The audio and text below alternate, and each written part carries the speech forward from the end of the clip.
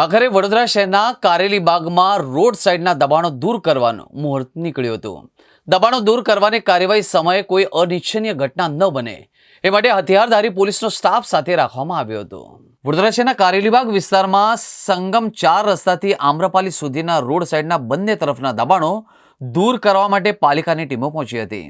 આ કાર્યવાહીના સમયે હથિયારધારી પોલીસનો ચુસ્ત પોલીસ બંદોબસ્ત પણ રાખવામાં આવ્યો હતો। સાથે સાથે ટ્રાફિક પોલીસ દ્વારા રોડ પર પાર્ક કરવામાં આવેલા વાહનોને મેમો આપવાની કાર્યવાહી પણ કરવામાં આવી હતી।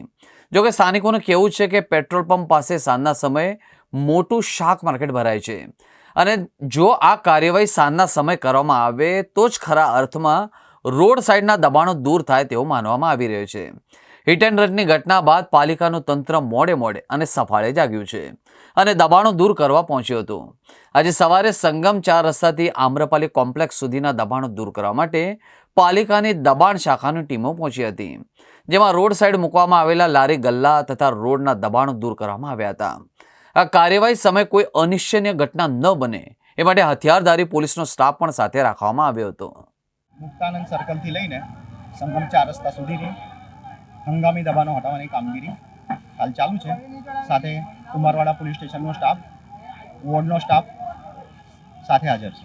કેટલી લારીઓ આજે જપ્ત કરવામાં આવી? 2 ટ્રક ભરીને તમને કરી છે, બીજી આગળ જોઈશું, જે હશે એ જમા લઈશું। આજે લારીઓ જે વચ્ચે ઊભી હતી, હા, રોડની નડતર રૂપ છે, ટ્રાફિકમાં નડતર રૂપ છે।